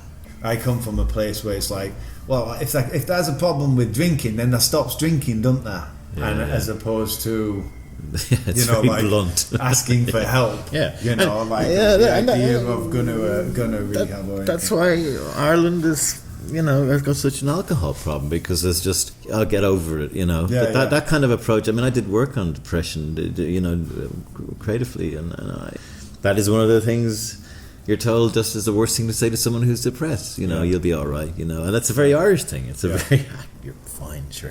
Everyone goes through that. So I met you then in Singapore, and I had never met you, and I loved you when I met you, and you're just this really mad. You were mad, and I mean, you were mad in mad ways. Like you had fucking drugs in Singapore, which is really mad thing to be doing.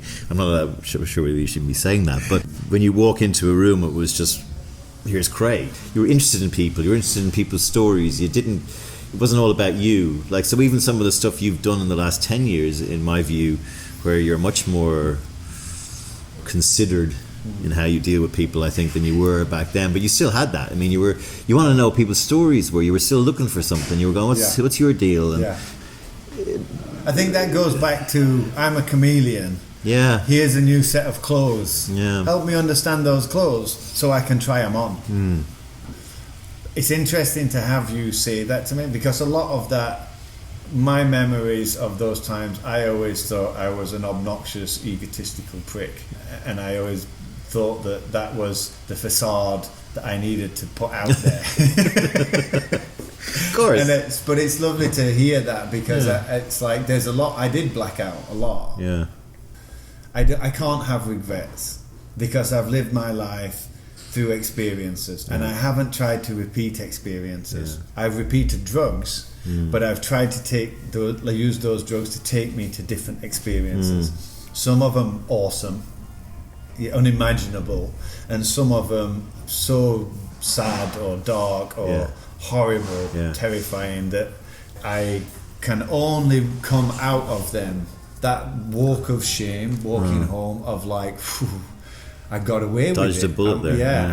And I pick myself up from feeling that remorse or guilt by saying, one of my friends doesn't have to go through this, or my kids won't have to, because I'm doing experience this, because I'm taking the bullet I'm for going them. to tell them, and it's I'm like, going to tell them. Okay, I want to be able to share these stories. Yeah. This is probably the first time I've ever actually gone on record as to the conversations and experiences I've had. Like the insanity, like, I still don't think it's insane to have drugs in Singapore. Like when you get to know a place and it becomes so familiar, then well, it is insane because of the consequences of getting caught. You'll end up with train tracks down your arse for the rest of your life. Thank you for correcting me. You're right.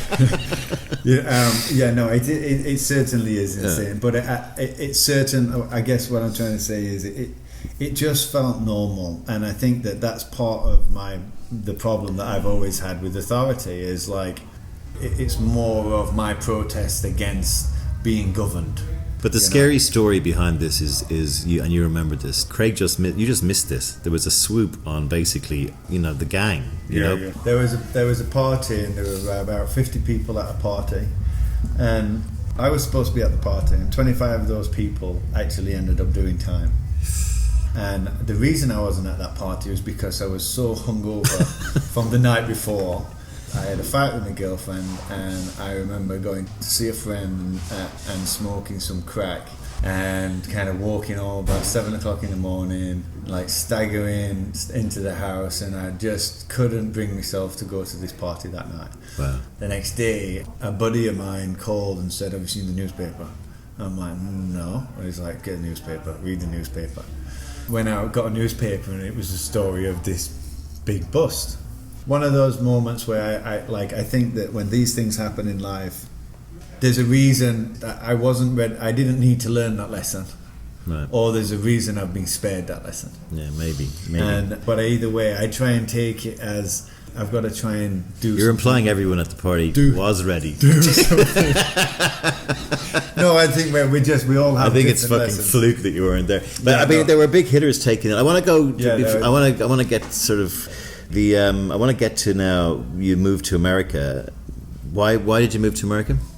I was always terrified of the US, and I think having my entire career spent in Asia, they were big fish in a very small pond. That's right.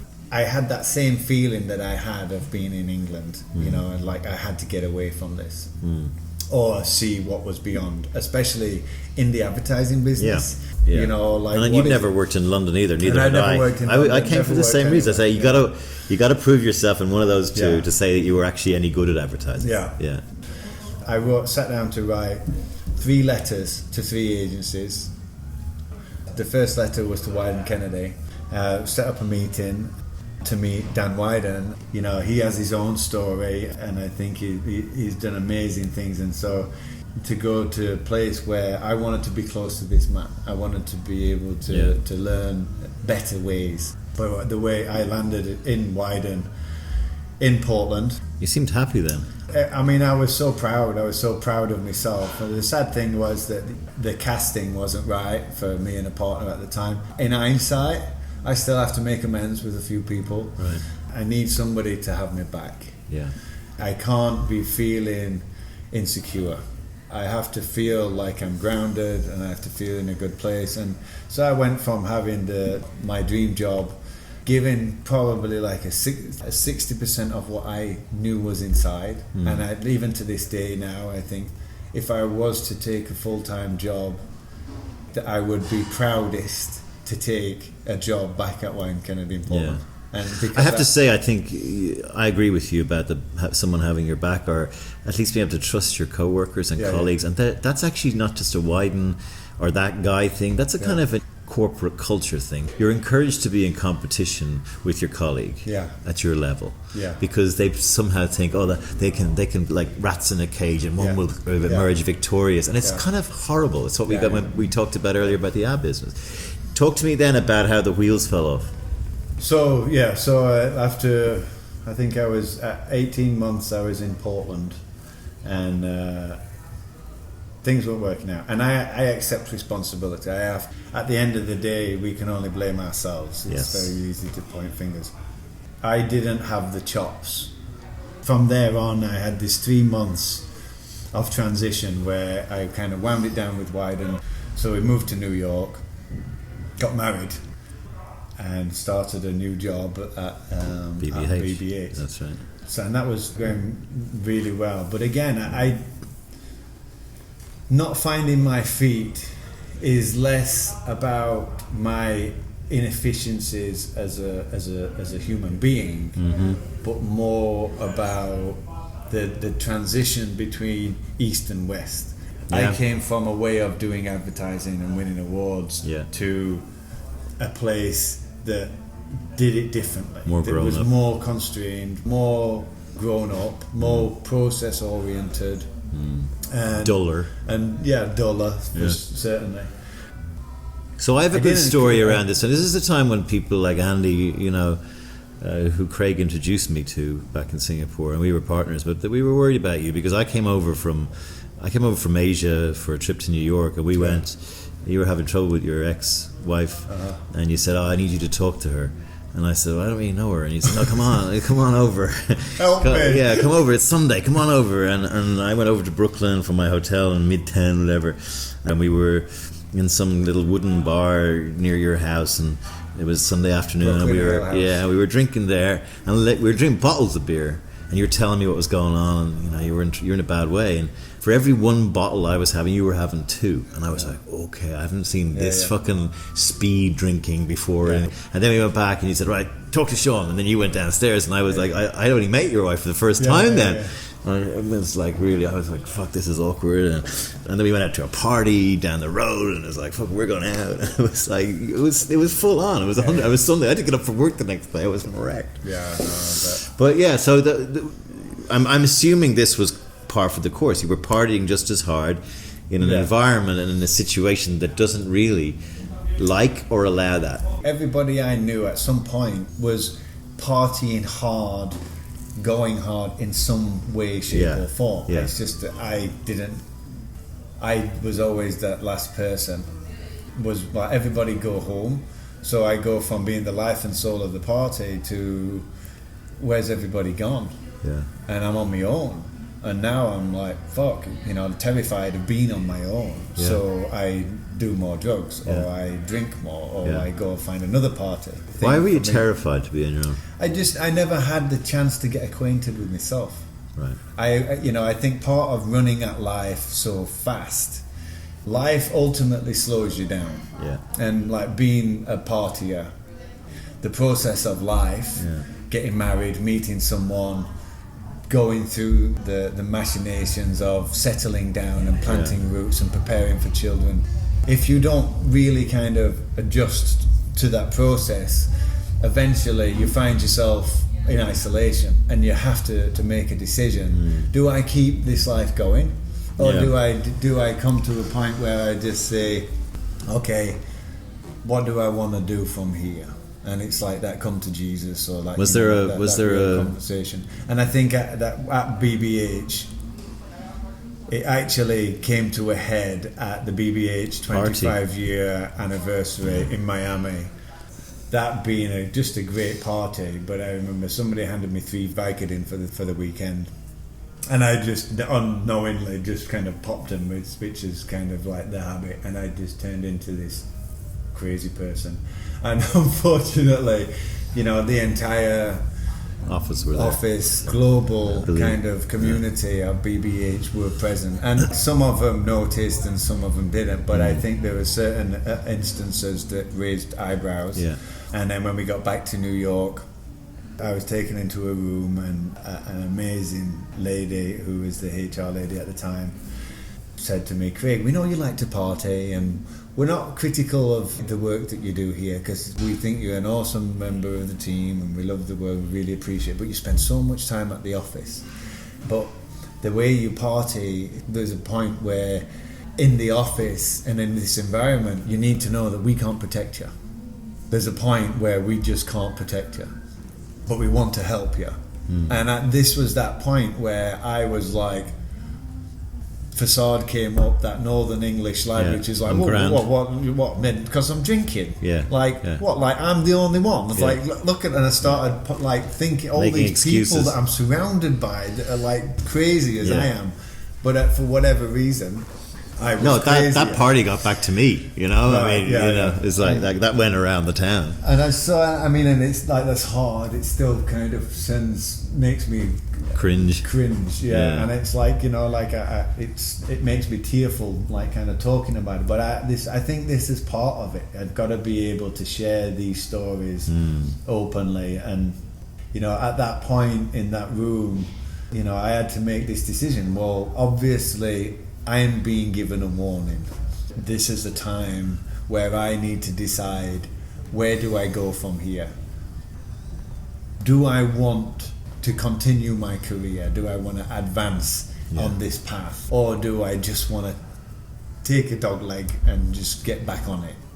And I think this is, like, more than anything, the reason I want to share this is because this is an example of a corporation taking care of its people. I guess not every corporation can afford 40 grand to send their people to rehab, but that was what was offered. Well, the irony is they can. They can, And they just don't bother their fucking holes. But they did, and they did it right, and the management took care of me, and so the next day I was on a plane to Minnesota, to Hazelden, and I went and spent 6 weeks in Minnesota. I made a decision, I'm going through this, I've decided to do this, so like, well, let's bring it on. And I took my video camera and I wanted to make a documentary, and they're like, no. This is all about... See if I see any famous people. None of that bullshit, Craig. It's like, this is about you going inside, which was my greatest fear. Yeah, of course. Craig Smith getting to know... it might be useful for you. People were very aware of this all over the world. And worried about you, people, because you are a very loved guy, believe it or not. A lot of people do love and care for you deeply, and there was a huge exhalation of breath when that happened, because there was a... Making me cry. Don't cry.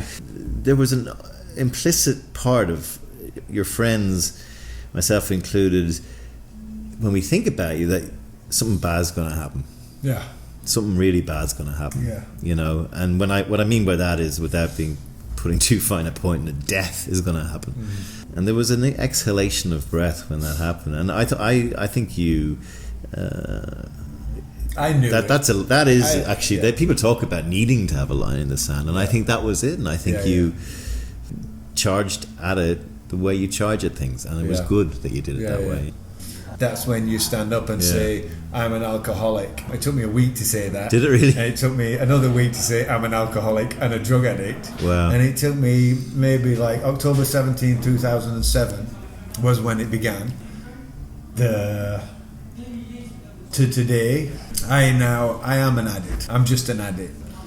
For me, it's a path to wholesomeness, right, as opposed to... Oh, you mean you're addicted to a path to wholesomeness? Yeah. Okay, you're trying to... It's like, it's whatever it is. Did you fall? Did you fall a few to. times? Did you go back on the booze or drugs? No, I think... Smoke pot, right? I smoke pot. And I have done that, and I think that's something that you have to practice. It was the last drug of my choice. I liked the uppers. I liked to be able to go fast. Yeah. Weed has actually helped me in ways that, like meditation helps me. Yes. It takes me to a place of having no choice but to be present. Once you get over the panic and your mind racing is like, my mind isn't doing what my body's doing, oh fuck, I'm dying, and once you get through that panic of being altered in a different way, and for me it was being slowed down, and you get to a place of acceptance of being still, but being able to channel your mind in a way where you can listen to what's going on inside, listen to the feelings, and then have a conversation with those feelings, with yourself. It's like, well, what does this feeling mean? Learning to deal with shit that you can deal with, that is closest, that is most urgent, of greatest priority, and most relevant to who you are, and to what your aspirations are, what your needs are. And starting there, and starting to pass this information, like I've been doing. I do a lot of Vipassana meditation now. My wife is my guide for that, and every morning she's... You have a new wife, it must be said. I have a new wife, Min Jonko, and I haven't really met. She's part of my salvation. Yeah. How hard was it to stay clean? The breaking point for me in rehab was the therapist said to me, what does it feel like? And I was trying to explain this kind of sense of anxiety of like, I don't exist, or like I'm not complete. And she says, like, it's like a hole that you're trying to fill. And it's like that feeling when you're high, or you've done a line, and then you do another line, then you do another, and you start getting that, I need a drink, and then I need a cigarette. And it's just, you're constantly chasing just like this feeling that you don't want this feeling to come back. Yeah. And as soon as you start coming down, you start feeling this like sense of isolation and emptiness and lack of sense of worth. I remember telling her, and I just burst into tears, and I'm like, how do you know? Yeah. And I think, like I've said a lot about understanding that we're all the same, but we're so different. Yeah. And we're so different because of the way we've been taught. But we're all the same because we're kind of people chemically, we're similar, and we have the same structure and the same genetic makeup in many ways. And that mixture of things was that point where I started to understand the secret. And the secret was, it's like everybody has that emptiness. Everybody has like feelings of negativity, but not everybody makes that jump of that there's something that's not right, that's not working, and then dealing with that. It's like getting to know a person. It wasn't about the drink or the drugs. I'm an addict. I'm an addict to like green juices, to running, to rock climbing, to football, to friendship, and that's it. And it's like everybody that has an addictive personality is in danger of living life to the absolute fullest and having an amazing life, or breaking themselves. It's a shift of mindset from I am afflicted to I have a gift. Yeah. And all it was is just I needed somebody to put their arm around me and say, look, you know, there's a different way of running at this. Yeah. And BBH helped me on that path. Yeah. And Hazelden helped me understand where I was on that path. I have the knowledge of where these paths lead to now. I don't want to go back. And so, like, the decision is much greater than I want to drink. That's what leads to being what they call a dry drunk. A good way of saying it is like I decided that there's a new drug, and this new drug is getting to know me. The more I went inside of who I was, which was my fear, and as a result I was running away from I was just a runner. I had a feeling, I blocked it, I medicated, I ran away from the bad things. And I think rehab was the first time where I realised I could stand and face this, and all the other stuff that I was stressing about, nothing really mattered. So it was that programming that then I just applied to, like, when I came out. It wasn't like nothing's changed, you know, it's just that I found a different way of looking at this. Right. That programming that I'd been doing to justify all the bullshit that happened to me was actually, I learned to refine that tool or that process. When I have a feeling now, it's like, oh, it's a navigation. Instead of this is a feeling of anxiety, it's like, well, that feeling, it's not fear, it's either coming from guilt, jealousy, anger, frustration, insecurity. What is this on the scale of fear? How do I put a name to that? Yeah. So learning to understand fears, I wasn't afraid. All that darkness was just lifted. And it wasn't the alcohol that put the darkness there. Right. It was myself, my own programming that kept the darkness there, and society has said it's drink and drugs that has created this, but actually it's just, I just never had the tools to be the best version of me. So coming out, I started to realise that getting high on life, I guess it's real, and it's just like taking a drug. But and again, that's a framework which I think is very solid and it makes a lot of sense to me. The practical applications, I mean, you don't have to answer, but like, did you fall off the wagon a few times? Did you start drinking? So there was a time where I would have dinner parties, you know, like lots of dinner parties, and I'd have a drink, like by accident. I'd pick a glass up and I'd drink it and I'd spit it out. Right. And then it started happening, and I'd be like, okay, I'll spit some of it out. Yeah. But I never actually drank until last year. Oh. This is the first time I've actually had this conversation. But well, we don't have to keep it in if you want. No, the honesty. Yes, is why I needed to establish the honesty thing, because when you lose honesty, you lose the right to be yourself. The problem with addictions is shame. Yes. And the shame is created by not being honest. Yes. But the hardest thing as an addict is to say, you know what, when I go on this road trip, I want to have a sit down and I want to have a beer with my dad at the campfire, because my dad still comes from that camp, and if they knew that it was going to make me want to drink, he wouldn't drink. And it, like, even to a point where he's like, oh, Craig, you know, if you're going to start drinking, I don't need to drink, you know. Yeah. You know, but it's like, no, Dad, it's like, this is actually, it's part bonding, but it's like, it means I know that I wasn't a dependent addict, biologically dependent addict. I know that I was addicted to the habit. Yes. And it's about changing the habit, changing that process. So you were able to have a couple of beers with your dad? So when we went on a recent road trip, on RV trip, I started having a beer with him. Yeah.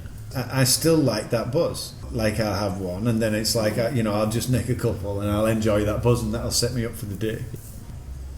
The discipline of keeping it to that. But I like to get shit-faced. I like being high. I like what it does to my brain. I like the creativity. But I have to say, I'm just as creative or more creative when I don't do any of that stuff. Tell me the role Kodiak had to play in this. You suddenly appeared again in the wilds of Alaska. I came back from rehab at BBH. They stopped me from going on a few jobs. But there was a job that came up which was to shoot a clinical therapy campaign for Vaseline in Kodiak, off the coast of Alaska, population around 10,000 people. Everybody has a diverse kind of lifestyle. The weather conditions are diverse. Everybody has more than one job. They live off the land. They have a thing called subsistence, so they can catch a quarter of halibut or fish and salmon, and different meat, deer and bear and things like that.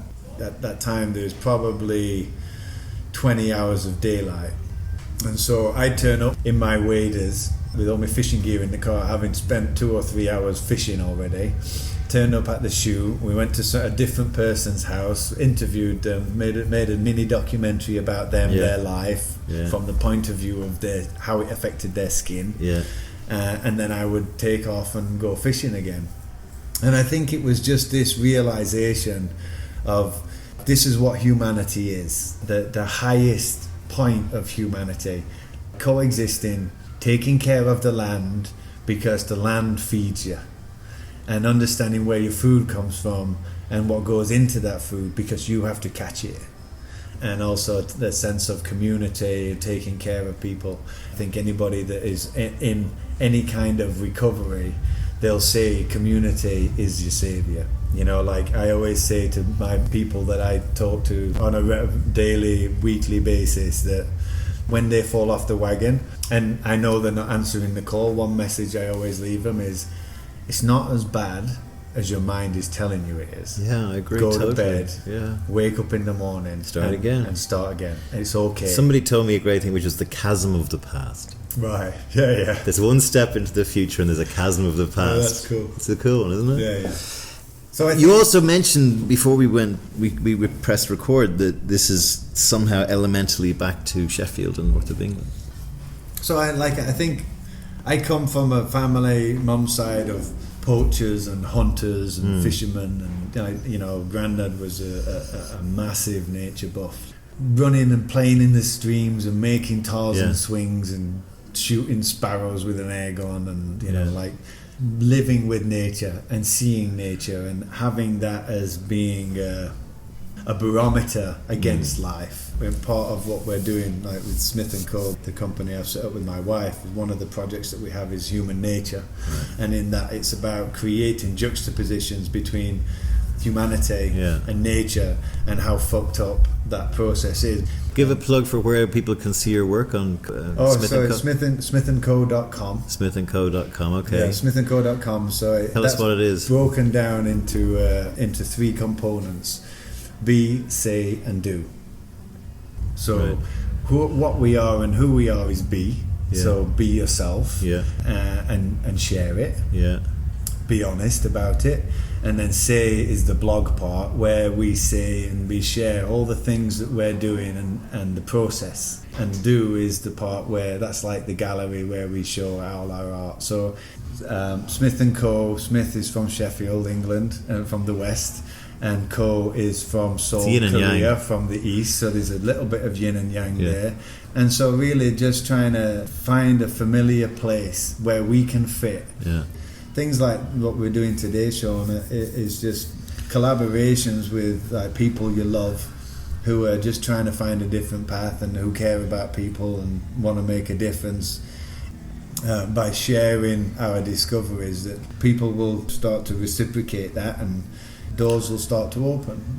Easily the most candid guest I've had on the show, and also somebody who you can see, I hope, is sharing some quite difficult things with people in a hope to allow his experiences to be helpful to other people and to help change the world. I wish you all the best in your new venture, and it's great to see you again, mate. Yeah, likewise, buddy. Thank you, and thanks for listening. Anybody out there needs an ear, drop me a line on smithandco.com. Take care, bud. Cheers.